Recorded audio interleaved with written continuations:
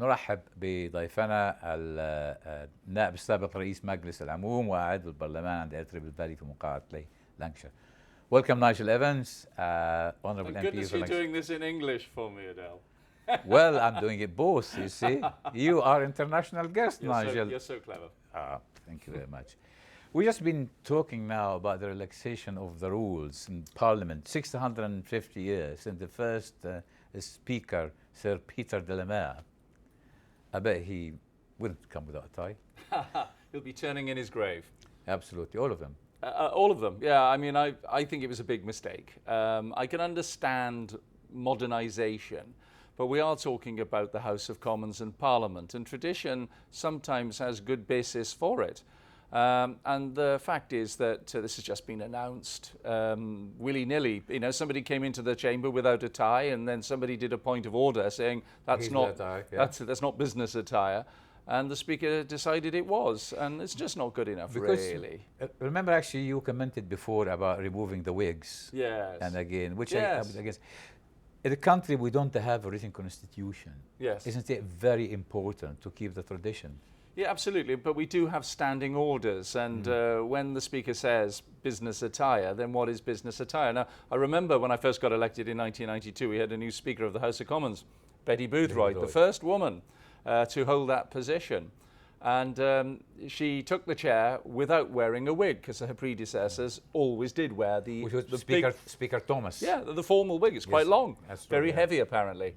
And she wasn't going to wear that. And she said, she explained to the chamber, if you don't mind, I'm not wearing a wig, not with hair like this. I've already got good hair. And of course everybody laughed and we moved on. Nobody minded about that. In the 19th century, male members of Parliament had top hats. You know, we don't wear top hats anymore. Well, we don't wear baseball caps either in the chamber of the House of Commons. And it depends where you draw the line. And for me, the line is you should wear a tie. I mean, you're impeccably dressed, always, Adel. When I'm sitting in the chamber, I look up and I see you sitting amongst your colleagues. You nearly put me into trouble yesterday with the text message you sent me. I know, but you're well dressed. And with the relaxation of the rules down in the chamber, they've relaxed the rules in the press gallery as well. I know a lot of your colleagues don't even come with especially the Republican Kevin Maguire. We must send him to the tower. We know the ones. But actually, in the from the press gallery looking, we are in a bit of a dilemma. Yeah. I don't like what the Speaker is doing, but he's pro the journalists. And he really put us in a dilemma here, which side. Yeah. But I'm on the side of tradition. Yeah, and do you know, for me, I think the way of doing it would be, why don't you ask the House? Ask them what they would like to do.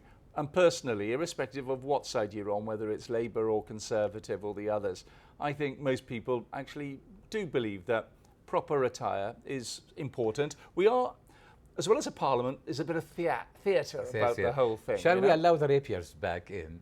Well, we've still got the rapier hangers in the cloakroom. In the cloakroom of the House of Commons, there is a hanger for every member of Parliament, and there's a pink ribbon. It's so that our swords can be placed in the and that's why we have the two red lines there. Yes, 2 sword lengths apart. You're not supposed to cross the line. So you can't, two swords. There's also another tradition, which is we don't shake hands with one another.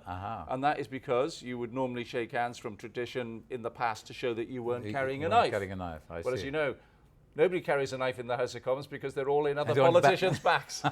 Very good. I think it's a good point here to take a break, then we can actually go into the second half. والآن نذهب إلى استراحة قصيرة.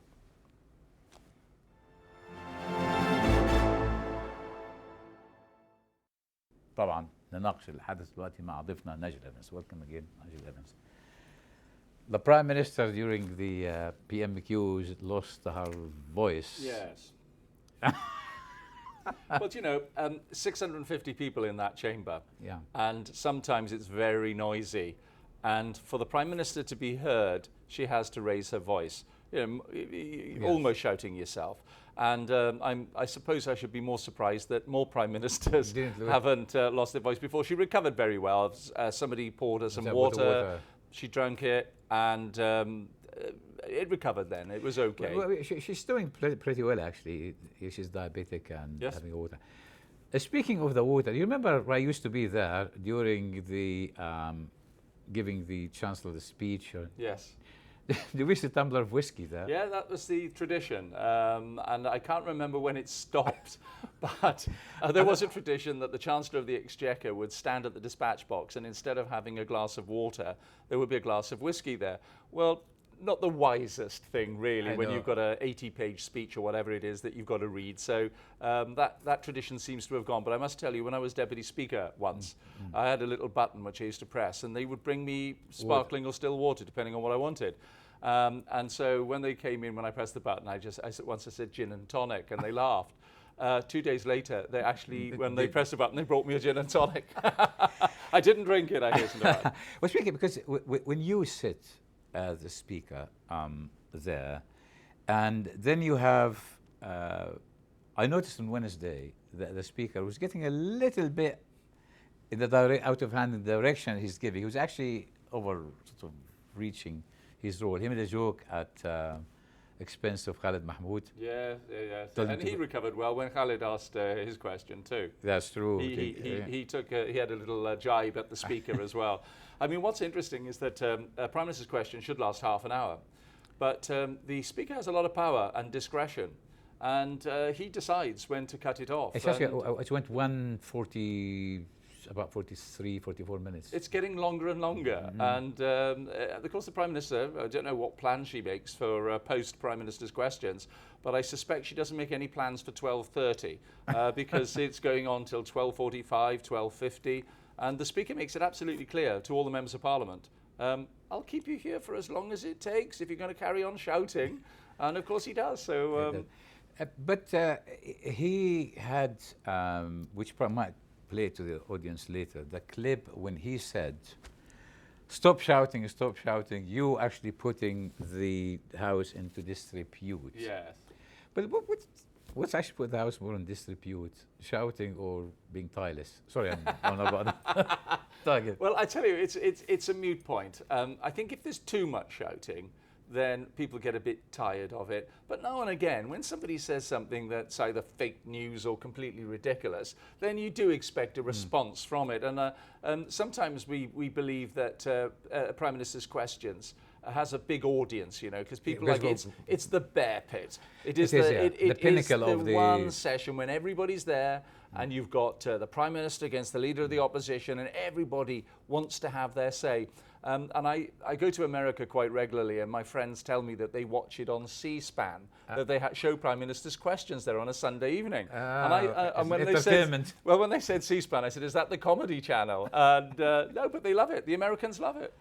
Because in contrast, of course, the American Congress is sterile. Yes. They get nothing like that. They get prepared speeches. No, but ours actually two sides, which is adversarial. Yes, it is adversarial. And in this week, of all weeks, when the European Parliament welcomed President Juncker to its domain, and only 30 of them turned up to listen to it. That's too many for him.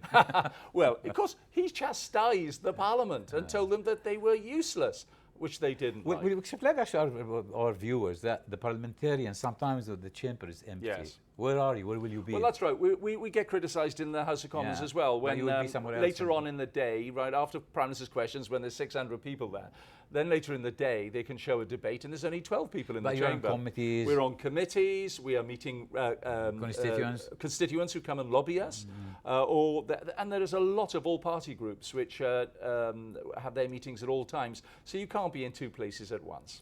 You see, that's what I'm trying to explain to people why sometimes it's empty.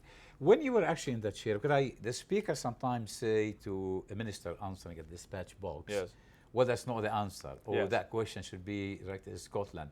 Were you actually doing that as well, or he's sort of showing off? I never did questions. Of course, that is the domain of the Speaker.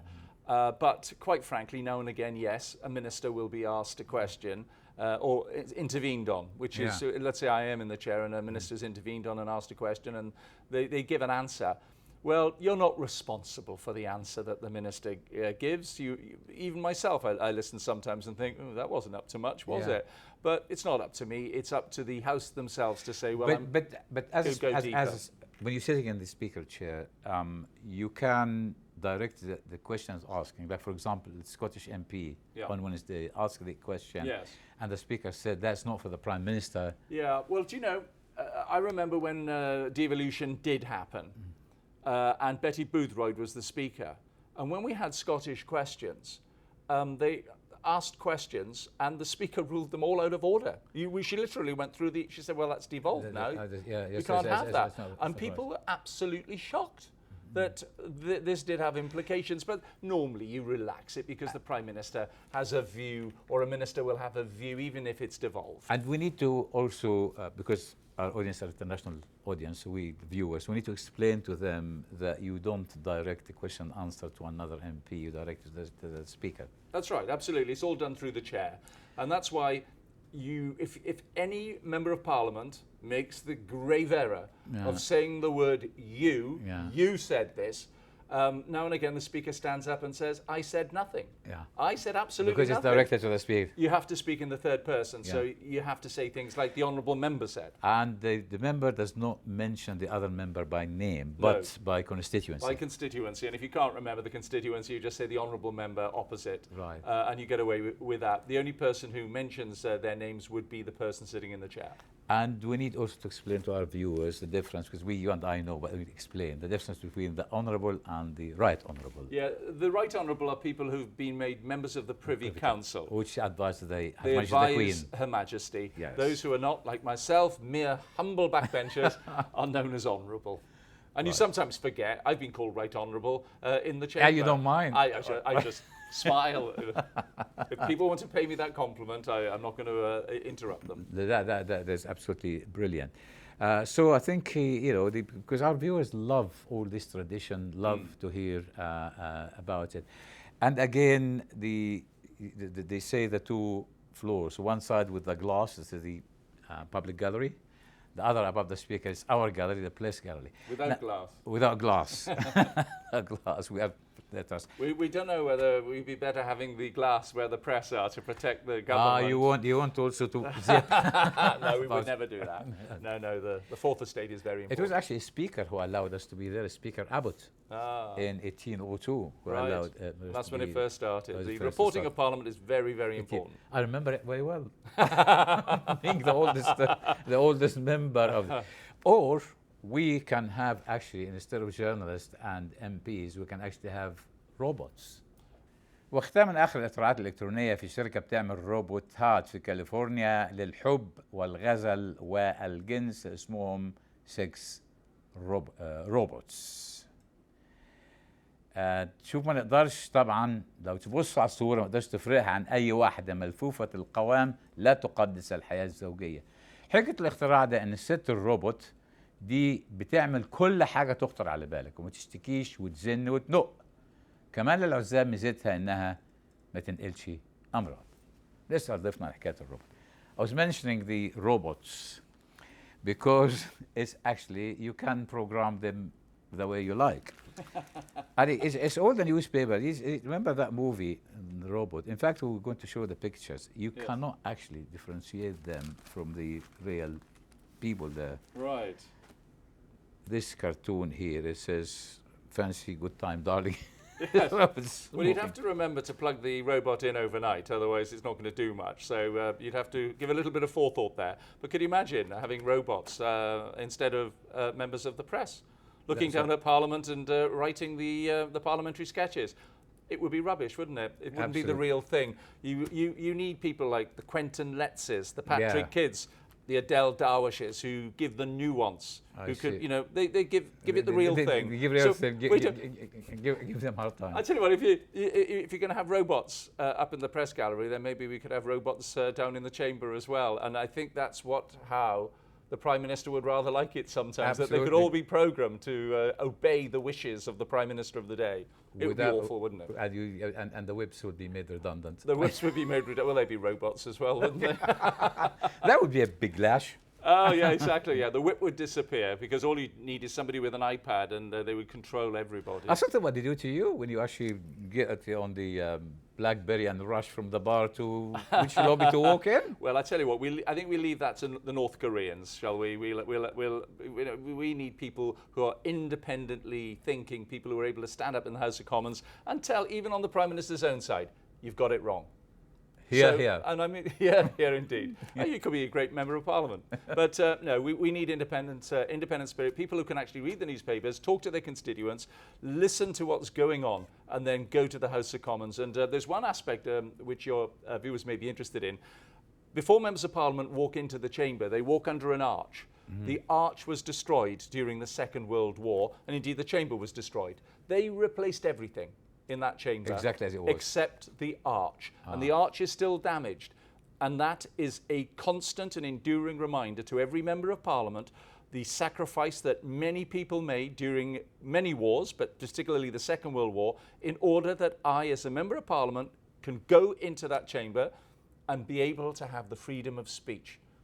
That you wouldn't get that with a robot. Absolutely. Okay. Long live the mother of parliaments. It should be called the mother of all parliaments. Yeah. We thank Nigel Evans very much for this wonderful interview. نشكر ضيفنا العزيز نايجل إيفنز، وهذا كل ما لدينا، وإلى اللقاء في الأسبوع القادم.